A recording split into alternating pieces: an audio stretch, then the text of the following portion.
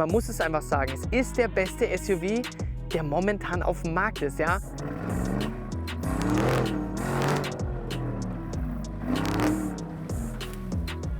So Robert, sitzen alle Kameras? Ja, es war ein Akt. Vor allem, es ist matschig ohne Ende. Ja, die läuft noch nicht. Die läuft noch nicht. Ich dachte, du hast das alles im Griff. Ja, die außen schon. Jetzt hast du mich nervös gemacht. Ich muss noch mal Jetzt schauen. musst du wieder aussteigen, oder wie?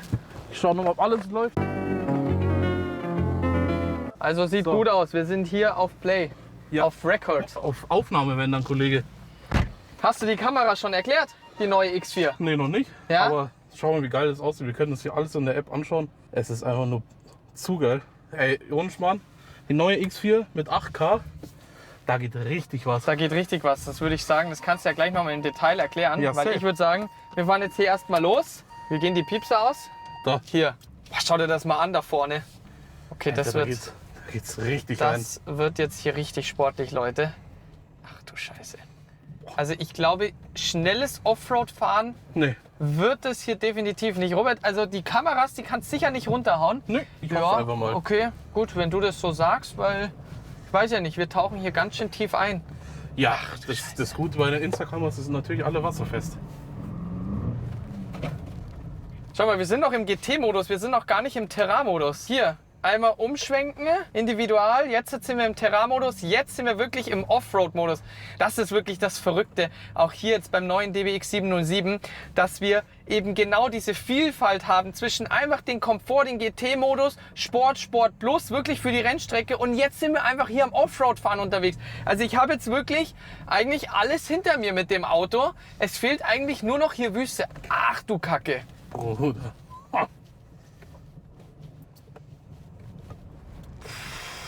Also ich weiß ja echt nicht, ob das auf der Kamera rüberkommt, aber Leute, es geht hier richtig... Alter Schwede! Also daran sieht man, wie tief das hier ist. Weil wir sind jetzt wirklich hier komplett oben. Wir sehen das hier, wir sind auf Nummer 3. Alter, ist das krank, Mann. Also mir tut da eigentlich echt das Auto leid, aber auf der anderen Seite muss man klipp und klar sagen, dafür ist das Auto gemacht, dass es wirklich hier alles kann. Und das haben wir also über so lange Zeit schon mit dem Vorgänger DBX 707 feststellen können, aber jetzt hier mit dem komplett neuen Infotainment-System, da werden wir jetzt dann nochmal darauf eingehen. Das ist hier einfach, wie das jetzt hier alles aussieht in den Innenraum. Aber ich möchte mich jetzt hier erstmal auf das Fahren fokussieren. Alter, schau mal, wie es da rechts hochgeht. Boah, schau mal, ich glaube, wir müssen mal hier das ESP ausmachen. Ja, ja. Damit hier auch mal was vorwärts geht. Mal sehen, wenn wir jetzt Gas geben. Alter. Ja, das Boah. sind die 900 Newtonmeter. Boah, Ach, schau mal schau den dir mal riesen diesen Stein Stein an. Ach du Kacke. Alter. Alter Mo. Nee. Oh, das... Oh. Vor allem, ich hab's noch gesagt, die so, nee. Oh, da tut mir aber echt das Auto leid. Bruder. Vor allem, wir sind ja komplett oben. Aber ich muss sagen, der DBX der schlägt sich echt gut. Bruder. So, wir sind schon da. Siehst du das mal? Schau mal. Alter. Das ist ja crazy. Also ich muss sagen, das Auto tut mir schon ein bisschen leid, aber das muss das Auto können. Es ist immerhin ein Ja, wir machen SUV. halt jetzt den ultimativen Test, ja. Ja, also Dir das tut ist das schon wirklich, extrem leid. ist ein Extremtest, muss man wirklich Schauen wir sagen. mal, wenn es hier hochgeht. Schauen wir mal, was wir an Traktion haben. Gehen voll aufs Gas. Boah, Alter. Hören wir Aber auf, Mann. Wir brutal, heben gleich ab. was du Traktion hast, ne? Es ist halt einfach faszinierend, dass dieses Auto alles kann. Du kannst damit ganz entspannt überall hinfahren und auf der anderen Seite Rennstrecke jetzt hier Offroad, kannst wirklich alles damit machen. Es gibt für mich keinen SUV jetzt im Vergleich, wo du das auch nur ansatzweise genauso hinbekommst. Ja, ich meine, wenn du jetzt Konkurrenz nimmst, ich meine Ferrari pures Sagen, ja, sagt der Ferrari selbst, es ist kein SUV. So, das heißt, wenn du jetzt das Ultimative mit der Konkurrenz vergleichst, Urus, aber ich bin ja den Urus Performante gefahren und dann fährst du mit dem Auto und das ist halt einfach ein Leistungsunterschied hoch 10. Ja? Du hast hier eine ganz andere Performance, allein schon von den Newtonmeter, 900 Newtonmeter, gehst hier ein bisschen aufs Gas, schau das mal an. Alter. Wie sich das Ding hier einfach durchbeißt. Bruder. So, links oder rechts? Ich weiß. Rechts. Ja? Ah. Ja, also ich muss sagen, nicht nur Extrembedingungen fürs Auto, sondern auch Extrembedingungen für Kameras und Saugnäpfe.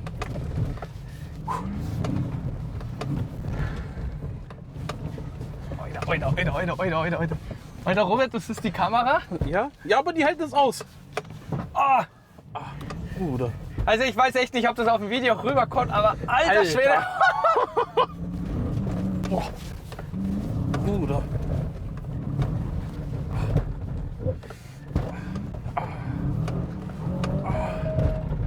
Digga, halt die Fresse. Halt die Tür zu. Ist das geisteskrank. Boah. Alter. Es ist so geil einfach.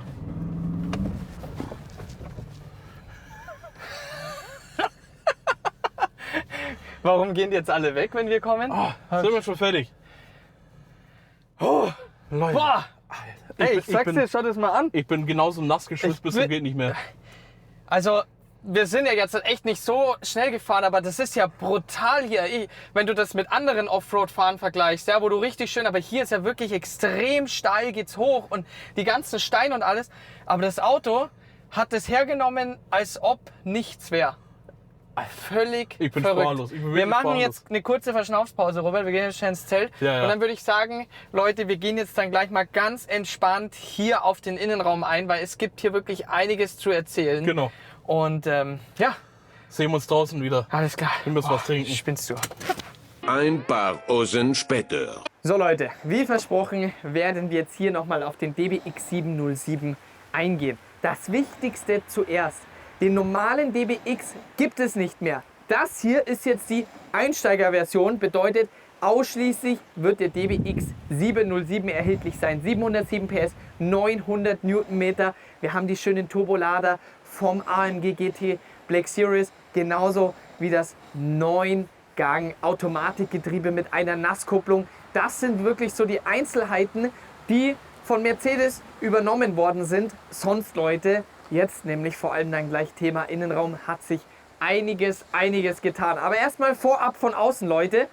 Also ich muss sagen, Lackierung finde ich für mich persönlich richtig geil. Vor allem jetzt in der Sonne siehst du mal richtig hier, wie schön der Metallic-Effekt rauskommt. Hier haben wir auch schön das neue Logo, schön komplett blacked out Aston Martin, schwarzer Kühlergrill, einfach böse. Ja? Aber jetzt das Thema Seite, da geht es nämlich jetzt schon weiter, wo wir auch eine Neuerung haben. Und zwar, was das Thema Spiegel angeht. Ja? Erstens, nicht nur, dass es besser aussieht, sondern auch von der Funktionalität deutlich besser ist. Denn im Vergleich zum alten Spiegel konnte man ausschließlich nur innerhalb der Außenschale den Spiegel einstellen. Jetzt haben wir das wirklich komplett bis außen rum, dass sich der Spiegel komplett einstellen lässt. Ja? Sieht nicht nur besser aus, sondern hat auch eine bessere Funktionalität. Wenn wir jetzt weiter nach hinten gehen, auch ein Manko, was mir mit der Zeit aufgefallen ist über die letzten 2 Jahre, wo ich jetzt den Vorgänger DBX 707 gefahren bin, war, dass du hier so aufgemacht hast, ja. Und es war manchmal gar nicht so einfach, ja. Und jetzt im Vergleich, ich meine, das sind so Kleinigkeiten, Leute, und das ist Meckern auf hohem Niveau. Aber Leute, und das muss man hier jetzt klipp und klar sagen, viele Marken, viele Hersteller machen einfach das, was sie meinen, was richtig ist. Und oftmals ist es der komplett falsche Weg. Und letzten Endes ist es ja wirklich die Kunden, die die Fahrzeuge kaufen. Und auf die Kunden, auf die sollte man hören. Und genau das hat Aston Martin über die letzten Jahre hinweg gemacht. Und genau deswegen gibt ihnen der Erfolg so recht. Und das spiegelt sich jetzt hier beim neuen DBX 707 wieder. Denn wir machen hier einmal so und der Türgriff bleibt entsprechend offen. Ja, das ist eine Kleinigkeit, aber Leute, das ist einfach so viel entspannter zum Einsteigen. Und ja, das finde ich extrem wichtig, dass ein Hersteller wirklich auf seine Kunden hört und nicht das macht, was er meint, was richtig ist, sondern wirklich das auch umsetzt. Und das, Leute, werdet ihr jetzt gleich beim Innenraum sehen. Aber nochmal hier auch ein weiteres Highlight. Denn zuvor hier bei dem Spoiler ging das nur ungefähr bis hier und der Rest war dann Carbon draufgesetzt. Jetzt haben wir das wirklich ein komplettes Teil und du merkst, das ruft nochmal mehr die Sportlichkeit und die Exklusivität hier bei dem Design hervor. Auch Thema hinten, denn hier ist alles gleich geblieben. Ja? Wir haben nicht das Carbon-Paket, das kann man natürlich optional wieder auswählen, sowie auch neue Farben, neue Arten von Felgen. Thema Abgasanlage, selbst da hat Aston Martin nochmal Hand angelegt und auf die Kunden gehört.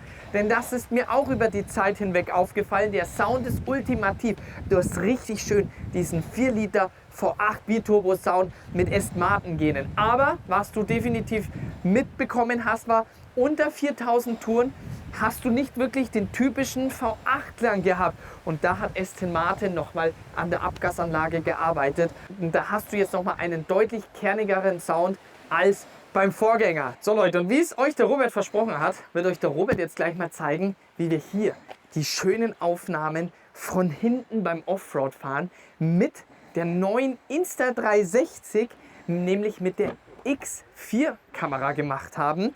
Das ist die neueste 360-Grad-Kamera. Schaut euch mal dieses schöne Stück an. Ich würde jetzt mal sagen, Robert, soll ich jetzt mal deine Kamera übernehmen und du nimmst die Kamera? Ja, gerne. Und wir demonstrieren mal das Ganze, wie du das vorhin schön befestigt hast. Definitiv, Ja? machen wir so. Alles klar. Also, ich nehme mal die Kamera ab. Yes, das Maria, das wird was. So, 3 Kleinigkeiten. Insta360 hat jetzt dazu eine Autohalterung rausgebracht, in Zusammenarbeit mit Tilter. Wir legen hier das einfach mal kurz ab. Das bietet sich ja perfekt an. Erstmal hauen wir hier einen Saugnapf dran.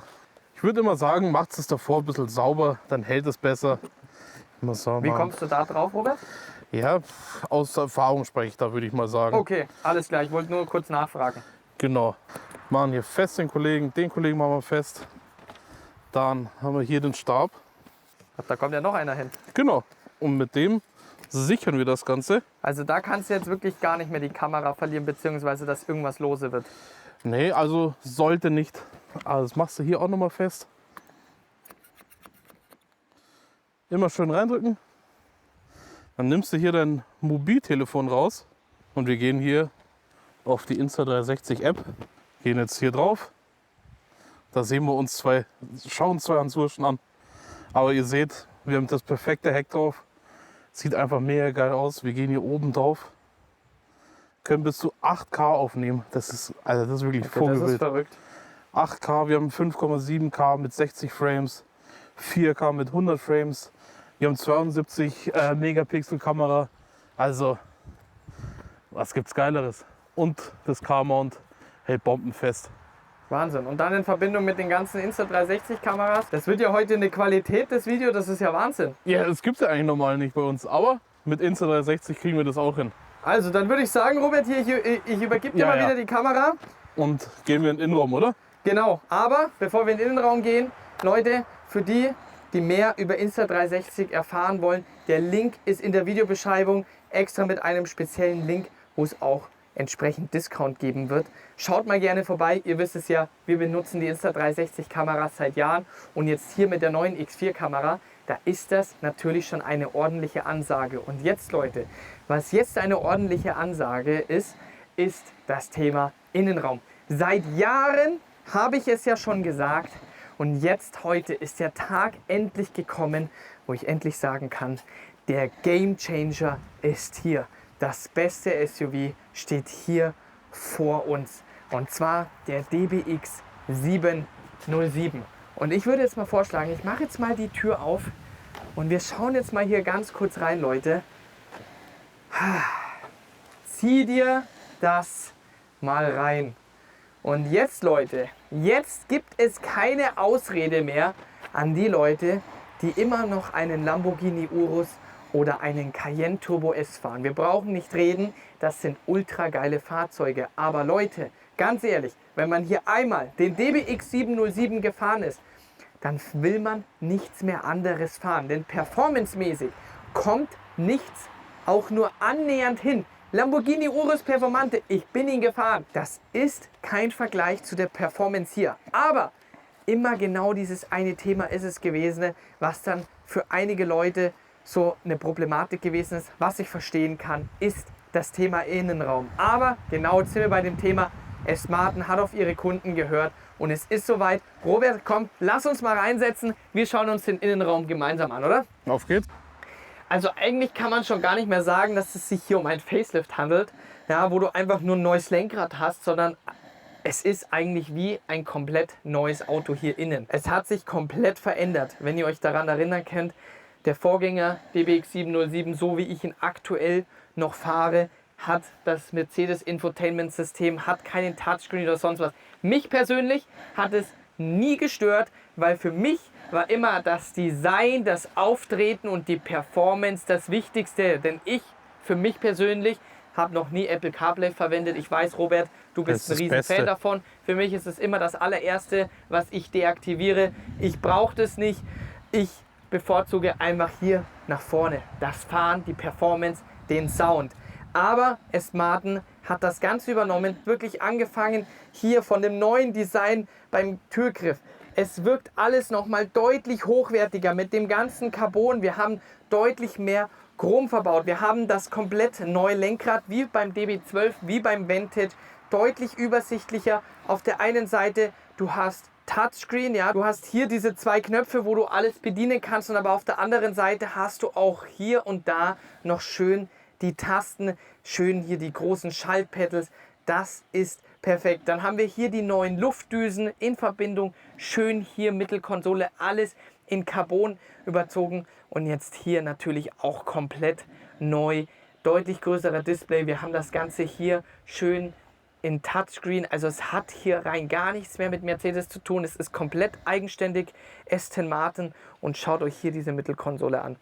Alles schön aufgeräumt. Du hast trotzdem immer noch deine Tasten, nicht wie viele andere Hersteller, wo du einfach nur noch alles komplett Touchscreen hast. Auch hier kannst du schön dein Handy reinlegen. Wireless Charging, Wireless Apple CarPlay.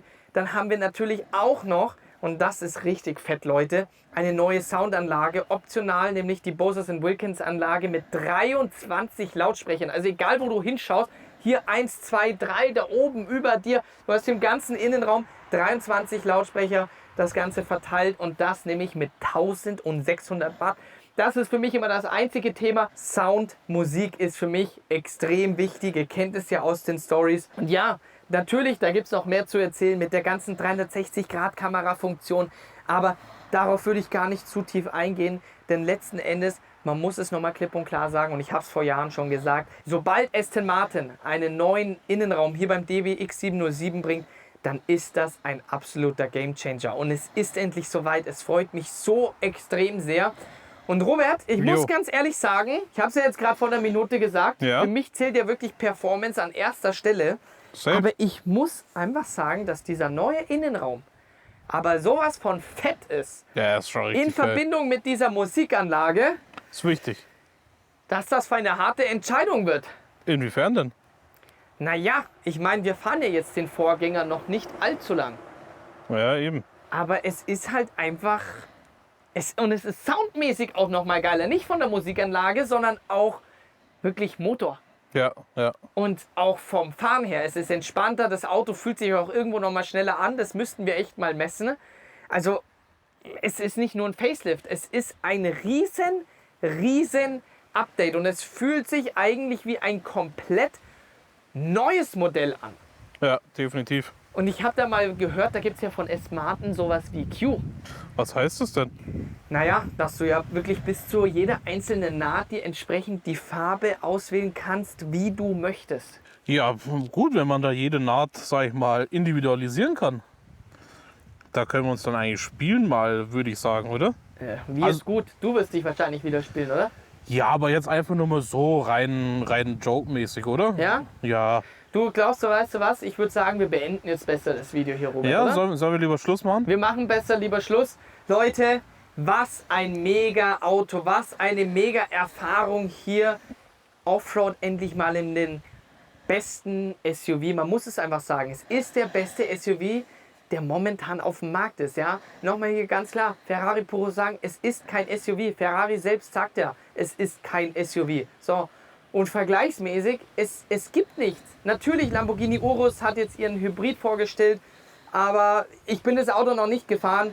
Ich bin einfach ein Riesenfan von dem Auto. Aston Martin hat auf ihre Kunden gehört und haben das Ganze umgesetzt. Und da sieht man einfach die Motivation bei dieser Marke und der Erfolg gibt denen einfach recht. Und von daher, ich würde sagen, Robert, wir reißen jetzt nochmal auf.